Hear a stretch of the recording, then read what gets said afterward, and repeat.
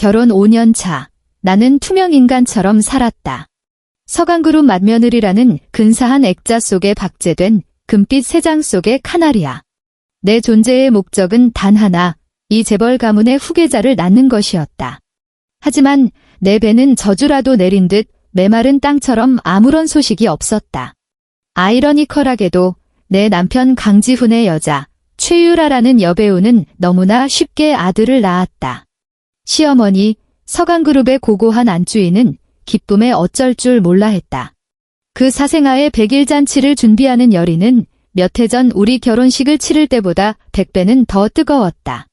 반면 나를 돌아보는 그녀의 눈빛은 마치 폐기 처분될 불량품을 보는 듯 날이 갈수록 싸늘해졌다. 그날 100일 잔치 준비로 시끄럽던 집이 잠시 조용해졌다. 연일 이어진 노고와 극심한 스트레스에 나는 결국 몸져 눕고 말았다. 침대에 누워 아래층에서 그 아이를 위한 웃음소리가 울려 퍼지는 것을 들으며 나는 다락방에 익힌 유령이 된 기분이었다. 시어머니가 탕 한 그릇을 들고 들어왔다. 얼굴에는 가식적인 걱정을 걸고 있었지만 침대 바로 앞에서 어머나 소리를 내며 손을 미끄러뜨렸다. 뜨거운 탕은 그대로 카페트 위로 쏟아졌고 몇 방울이 내 손등에 튀어불에 댄 듯한 통증을 남겼다. 그녀는 내 손등은 쳐다보지도 않고 카페트 위 더러워졌다며 짜증스럽게 투덜거릴 뿐이었다. 나는 아무 말도 하지 않고 그저 그녀의 뒷모습을 묵묵히 지켜봤다. 잠시 후 타는 듯한 갈증에 허약한 몸을 이끌고 물을 마시러 아래층으로 내려갔다. 그리고 부엌문 앞에서 걸음을 멈췄다. 시어머니의 뒷모습이 보였다. 그녀는 찬장 가장 깊숙한 곳 원예용품을 놓아두는 구석에서 갈색의 작은 약병 하나를 꺼내고 있었다. 나는 그 병을 알아봤다. 그녀가 아끼는 귀한 난초의 해충을 박멸할 때 쓰는 독한 농약이었다. 순간 숨이 멎었다.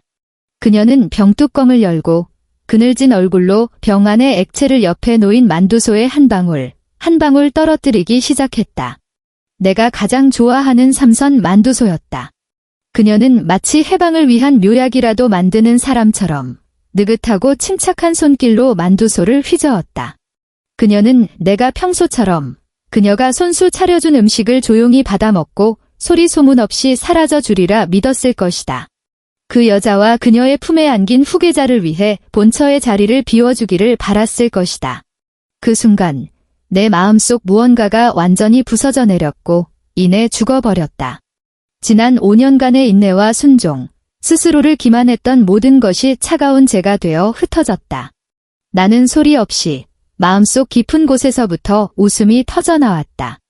천천히 방으로 돌아와 헝클어진 머리를 빗고 단정한 실내복으로 갈아입었다. 그리고 행복에 겨운 아내처럼 보이도록 정성껏 옅은 화장을 했다. 저녁, 남편 강지훈이 술기운과 다른 여자의 향수 냄새를 풍기며 집에 돌아왔다.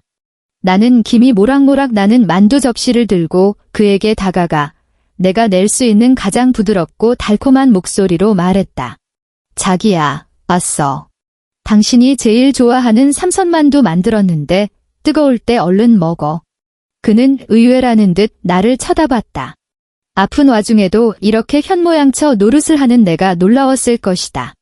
그는 아무런 의심 없이 만두 하나를 집어 입으로 가져갔다.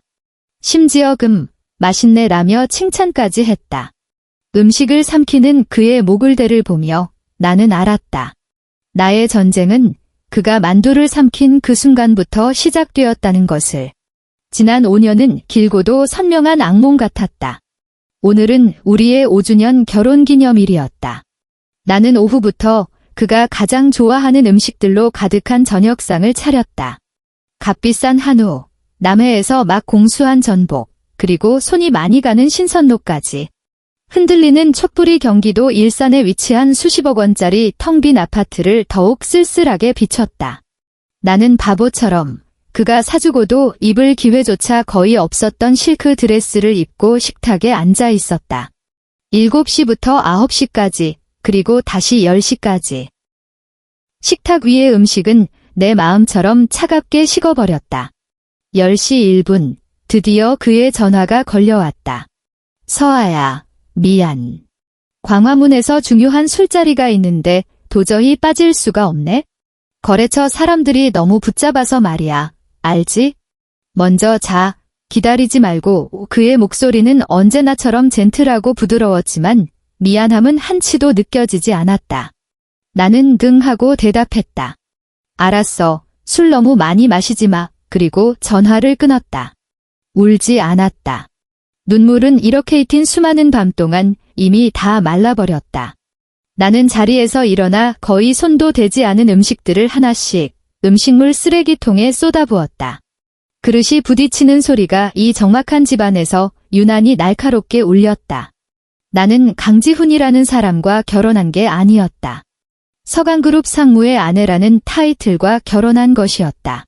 나는 그의 완벽한 이력서를 장식하는 학벌 좋은 예쁜 액세서리일 뿐이었다. 그리고 나의 시어머니, 서강그룹의 실질적인 안주인은 나를 특정 기능이 있는 도구, 즉 출산기계로 여겼다. 내가 시집온 이듬해부터 내 삶은 김신관리 스케줄표에 완전히 점령당했다. 매일 아침, 가정부는 시커멓고 역한 냄새가 나는 보약을 내왔고 시어머니는 내가 그것을 다 마실 때까지 직접 지켜봤다. 그 눈빛은 마치 종모우가 오늘의 교배 할당량을 채웠는지 감시하는 것 같았다. 서아야, 이게 내가 지리산에서 어렵게 구해온 비방이야. 한 첩에 수천만 원짜리라고.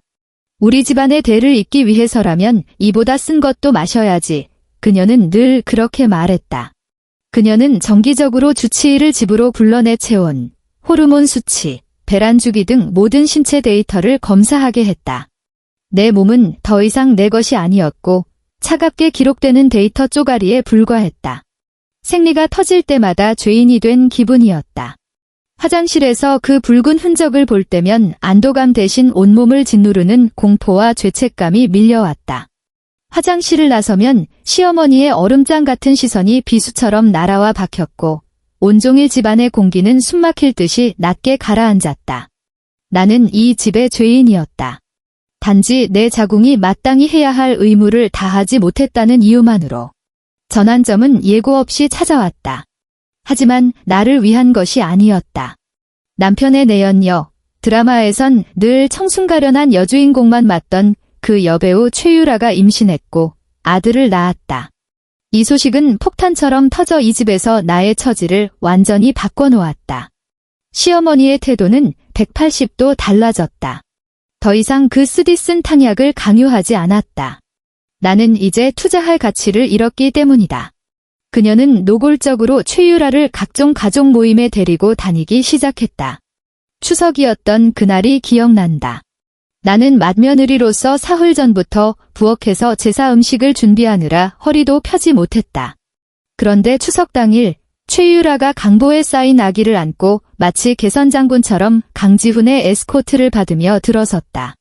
시어머니는 당장 한박 웃음을 지으며 달려나가 아기를 받아들고는 얼굴의 주름이 모두 펴지도록 활짝 웃었다. 아이고, 내 강아지, 할미가 좀 안아보자. 친척들이 그 주위로 몰려들어 아이의 눈매가 지훈을 닮았다. 우리 강씨 집안의 핏줄이 맞다며 입에 침이 마르게 칭찬했다.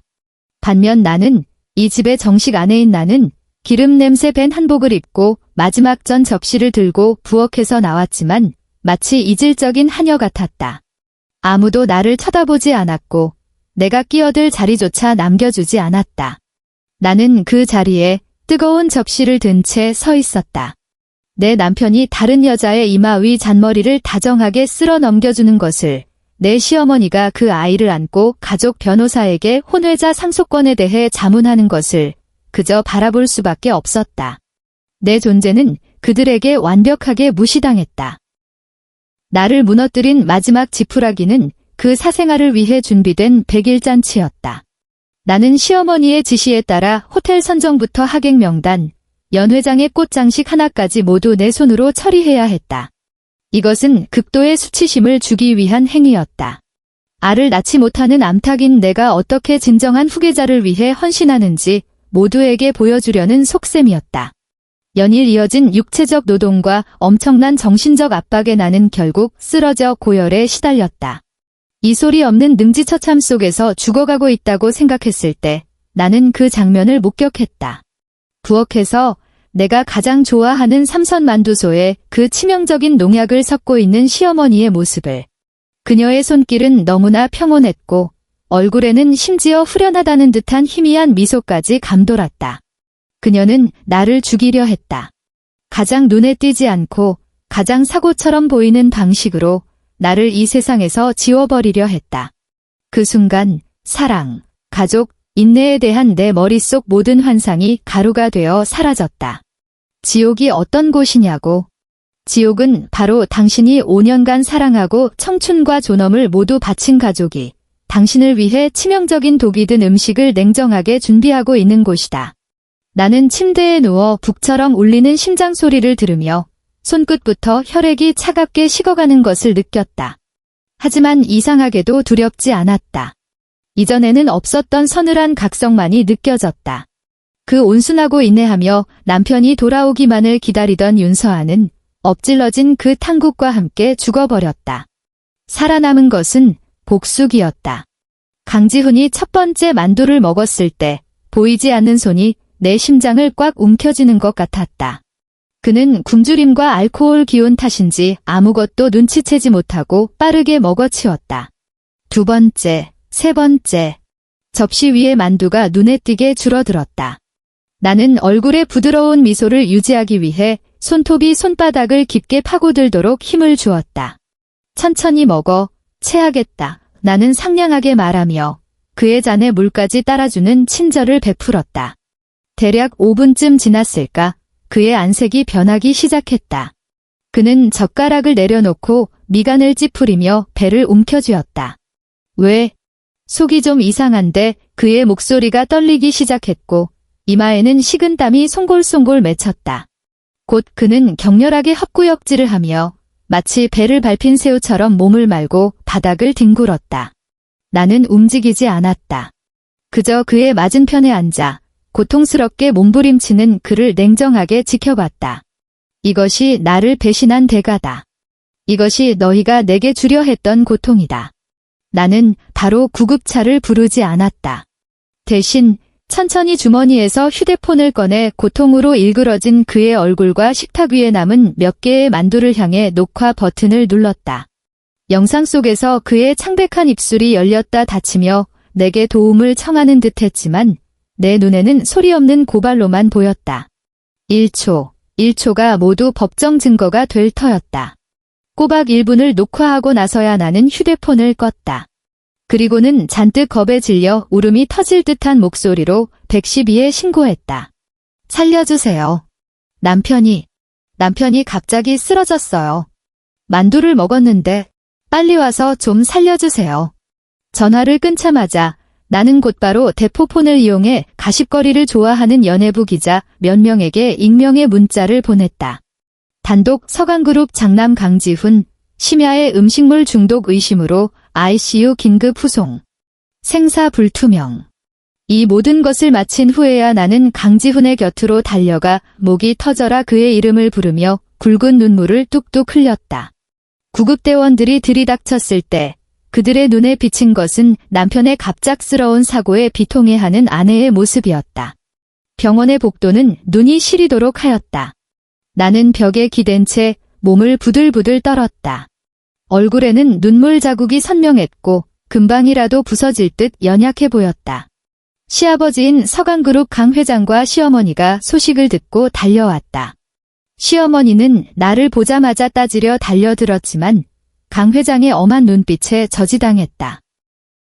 대체 어떻게 된 일이냐? 강 회장의 목소리는 낮고 위험이 서려 있었다. 나는 기다렸다는 듯이 그의 팔을 붙잡고 흐느끼며 매달렸다. 모르겠어요. 전 정말 아무것도 몰라요. 지훈 씨가 밤에 돌아와서 배고프다고 하길래 제일 좋아하는 만두를 데워줬을 뿐인데 그 만두 어머님이 오후에 직접 빚으신 거란 말이에요. 나는 말하면서 겁에 질린 눈으로 시어머니를 바라봤다. 시어머니의 얼굴이 순식간에 새하얗게 질렸다. 그녀는 날카롭게 소리쳤다. 내가 지금 무슨 헛소리를 하는 거야? 내가 만든 만두가 뭐가 어쨌다고? 바로 너야. 내가 이 악독한 년이 만두에 무슨 짓을 해서 내 아들을 죽이려 한 거지. 그녀는 내게 달려들어 머리채라도 잡을 듯이 날뛰었다. 평소의 고고한 귀부인과는 전혀 다른 모습이었다. 경찰도 도착해 관례적인 신문을 시작했다. 시어머니가 내 코앞에서 손가락질하며 내가 독을 탔다고 단정짓는 바로 그 순간 나는 그녀에게 겁을 먹은 것처럼 몸을 움츠리며 두렵고 혼란스러운 어조로 경찰에게 작게 말했다. 독이라니요? 그럴 리가. 저희 집 주방에 CCTV 있지 않나요? 그거 확인해보면 바로 알 수 있을 텐데. 그 말은 시어머니의 머리 위로 떨어진 마른 하늘의 날벼락과 같았다. 그녀의 얼굴에서 핏기가 순식간에 사라졌다. 그녀는 그 자리에 얼어붙은 채 입술만 파르르 떨 뿐 한마디도 하지 못했다. 그녀는 당연히 주방에 CCTV가 없다는 것을 알고 있었고 그래서 그렇게 대담할 수 있었다. 하지만 그녀는 몰랐다. 그녀가 그 탕 그릇을 엎은 직후 내가 인터넷으로 시중에서 가장 성능이 좋은 초소형 피놀 카메라를 주문해 연기 감지기로 위장시켜 주방 천장 구석에 직접 설치했다는 사실을. 그 각도는 그녀가 독을 타는 모든 과정을 아주 선명하게 담아낼 수 있는 완벽한 위치였다. 잿빛이 된 그녀의 얼굴을 보며 나는 고개를 숙여 입가에 번지는 차가운 미소를 감췄다. 장군, 당신은 첫 수부터 내 함정에 빠진 거야? 서강그룹의 주가는 다음 날 개장과 동시에 폭락했다. 후계자 심야 중독, 가족 내분 의혹이라는 자극적인 제목이 각종 뉴스 사이트를 뒤덮었다. 여론은 들끓기 시작했고 온갖 추측이 난무했다. 나는 가만히 있지 않았다. 가장 수수한 옷으로 갈아입고 모든 사교 모임을 취소한 채 남편을 걱정하는 초췌한 아내를 연기했다. 그리고 나의 사모님 네트워크에 전화를 돌리기 시작했다. 이들은 과거 시어머니의 강요로 꽃꽂이, 다도, 미술 감상 수업 등을 들으며 알게 된 사람들이었다. 서울 최상류층의 부인들이자 정보 전파와 여론 형성의 최고 거점이었다. 전화기 너머로 내 목소리는 슬픔과 공포로 가득 차 있었다. 언니, 저 너무 무서워요. 지훈 씨는 아직도 중환자실에 있어요. 경찰이 만두에서 농약이 나왔대요. 믿을 수가 없어요. 그건 어머님이 직접 만드신 건데, 저 혹시 어머님이 원래 해치려던 게 제가 아니었을까 싶어요. 결국 최유라가 아들을 낳았은 쓸모없는 저는 눈의 가시였을 테니까. 그런데 지훈 씨가 저 대신 화를 입은 건 아닐지. 나는 단 한마디의 확정적인 비난도 하지 않았다. 하지만 내 모든 단어는 그들이 가장 충격적인 결론에 도달하도록 유도하고 있었다. 악독한 시어머니가 내연녀와 사생아를 들여앉히기 위해 본처인 며느리를 독살하려다 친아들이 잘못 먹고 쓰러졌다. 이 이야기는 재벌, 음모, 내연녀, 사생아, 고부 갈등 등 모든 자극적인 요소를 갖추고 있었다. 할 일 없이 심심하던 사모님들이 이 이야기를 온 사방에 퍼뜨리기에 충분하고도 남을 만큼 흥미로운 소재였다. 예상대로 반나절도 안 되어 내부 소식은 상류 사회 전체로 퍼져나갔고 더욱 과장된 버전으로 대중에게 흘러들어갔다. 나는 갈못 낳는 재벌가 버려진 며느리에서 시어머니의 독살 위기에서 남편이 목숨 걸고 구한 비련의 여주인공으로 탈바꿈했다. 여론은 완전히 폭발했고 모든 비난의 화살은 시어머니와 서강그룹 전체를 향했다. 텅 빈 집에 홀로 앉아 휴대폰에 계속해서 뜨는 뉴스를 보며 나는 처음으로 운명을 내 손에 옮겨주는 쾌감을 느꼈다. 판은 짜였다. 이제 심판의 시간만이 남았다. 나는 한국에서 이혼 소송으로 가장 유명한 변호사를 보아니 철저한 프라이빗 클럽에서 만났다. 울거나 불평하지 않았다. 그저 냉정한 의뢰인으로서 내가 가진 증거들을 하나씩 테이블 위에 올려놓았다. 이건 주방 CCTV 영상입니다. 나는 USB 하나를 앞으로 밀었다. 제 시어머니, 강 회장 사모님께서 만두소에 농약을 넣는 전 과정이 선명하게 녹화되어 있습니다. 이건 제 남편 강지훈 씨가 중독되었을 때의 영상입니다. 나는 다시 내 휴대폰을 꺼내 보였다. 중독 후 고통스러워하는 모습과 남은 독만두가 그대로 담겨 있죠. 물적 증거로 충분할 겁니다. 이것들은 제가 지난 2년간 간헐적으로 녹음해온 파일들입니다. 나는 또 다른 외장 하드를 건넸다.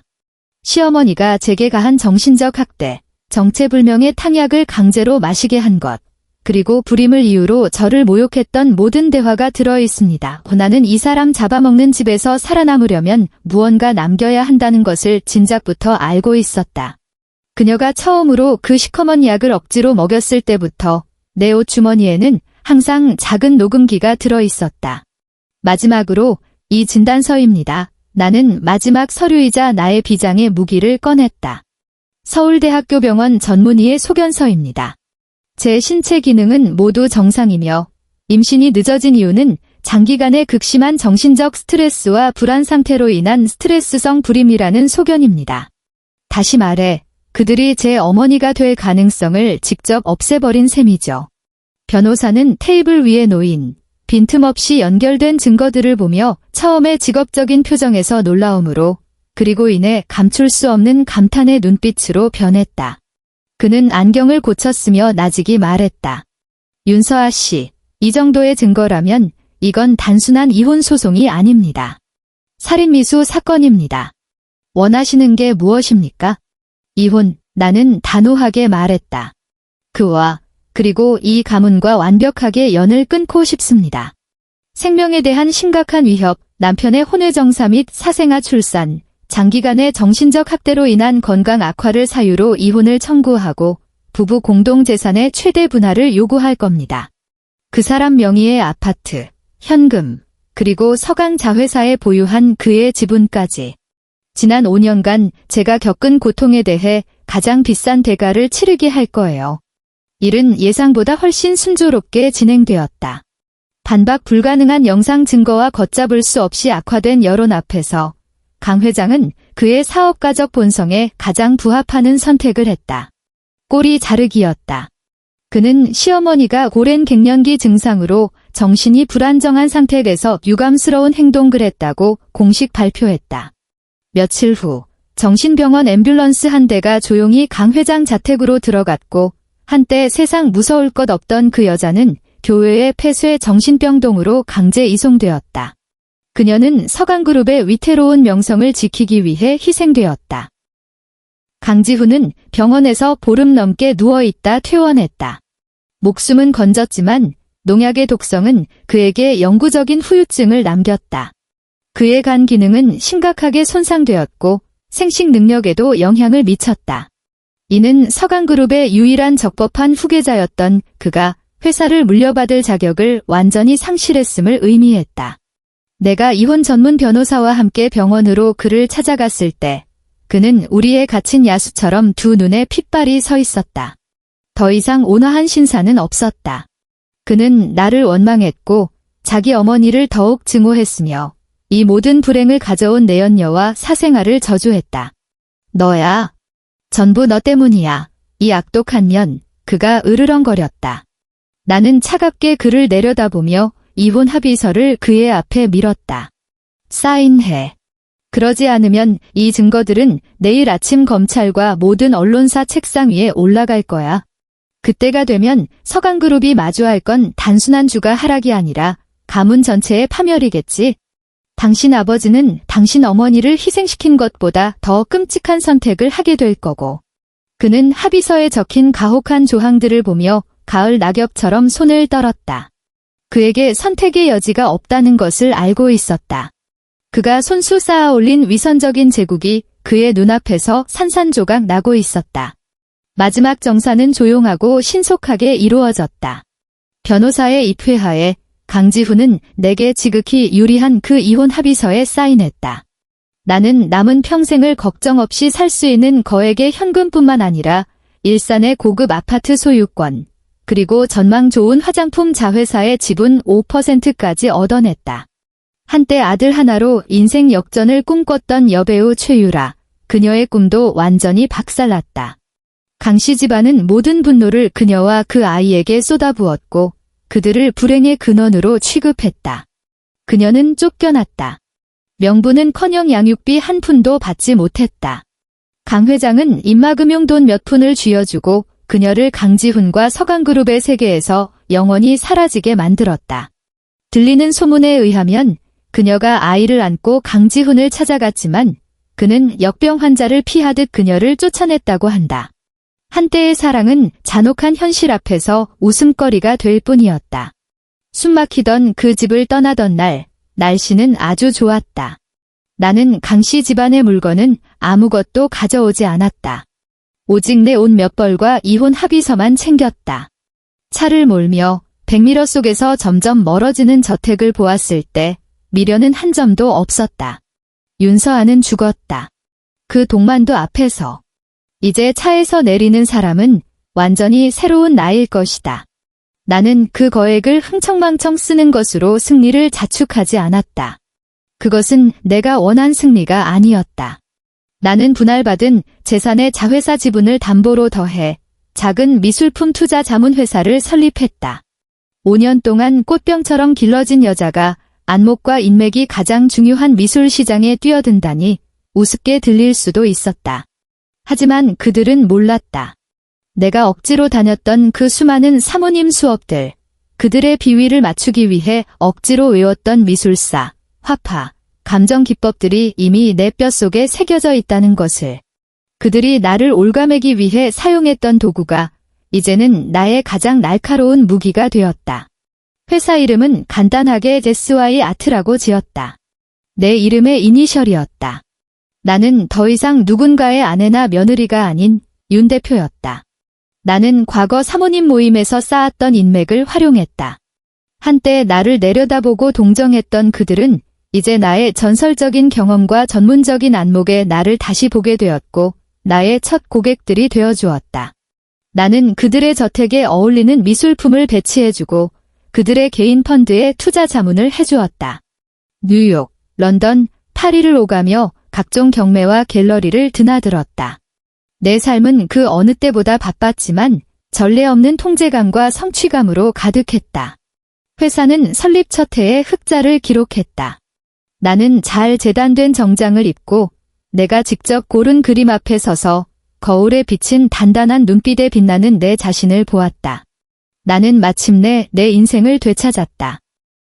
그리고 한때 나를 발 아래 둬던 그 사람들, 그들의 인생은 내가 보지 못하는 곳에서 폐허를 향해 미끄러져 가고 있었다.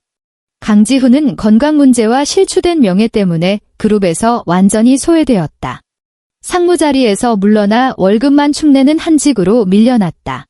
나는 가끔 경제 뉴스 한 구석에서 그의 이름을 보곤 했는데 주로 음주나 폭행 같은 불미스러운 스캔들과 연관되어 있었다. 그는 제 손으로 자신의 미래를 그리고 강씨 집안이 그에게 걸었던 모든 기대를 박살냈다. 그의 내연녀 최유라의 삶은 더욱 비참했다. 재벌의 비호를 잃고 스캔들로 이미지가 망가진 그녀는 생계를 위해 연예계로 돌아와야 했다. 하지만 더 이상 청순한 여주인공 역할은 없었다. 조잡한 일일 드라마에서 신경질적이고 악독한 조연을 맡으며 뒤틀린 표정 연기로 얼마 안 되는 출연료를 벌고 있었다. 한 번은 우연히 텔레비전에서 그녀를 봤다. 두꺼운 화장, 눈빛에는 피로와 분함이 가득했다. 한때 세상을 다 가진 줄 알았겠지만 결국 모든 것을 잃었다는 것을 깨달았을 것이다. 그리고 나의 전 시어머니, 내게 손수 독약을 타주었던 그 여자. 그녀는 다시는 정신병원에서 나오지 못했다. 강 회장은 가문의 죄를 덮어줄 정신 이상 자네가 필요했고 그녀는 그곳에서 끝없는 후회와 광기 속에서 여생을 보내게 될 것이다. 그들 각자는 가장 정확한 인과응보를 맞이했다. 자신이 직접 심은 악의 열매를 결국 스스로 하나씩 삼켜야만 했다. 오늘 밤은 내 회사가 주최한 첫 대규모 현대미술전의 성공을 축하하는 파티가 열렸다. 손님들이 모두 떠난 후 나는 텅 빈 사무실로 혼자 돌아왔다. 통유리창 밖으로는 서울의 눈부신 야경이 펼쳐져 있었고 한강은 빛의 비단처럼 조용히 흘렀다. 나는 나를 위해 샴페인 한 잔을 따랐다. 금빛 기포가 잔 속에서 경쾌하게 피어올랐다. 나는 축하해주러 온 그 누구도 아닌 창문에 비친 내 모습을 향해 잔을 들었다. 수많은 밤을 홀로 울어야 했던 윤서아에게, 지옥에서 각성을 선택한 윤서아에게, 그리고 마침내 무기를 들고 스스로 피투성이 길을 헤쳐나온 윤서아에게 나는 잔을 단숨에 비웠다. 차가운 액체가 목을 타고 넘어가며 승리의 달콤함을 남겼다. 창밖 세상은 휘황찬란했고 나는 알았다. 나의 미래는 이 서울의 가장 눈부신 야경보다도 더 빛날 것이라는 것을.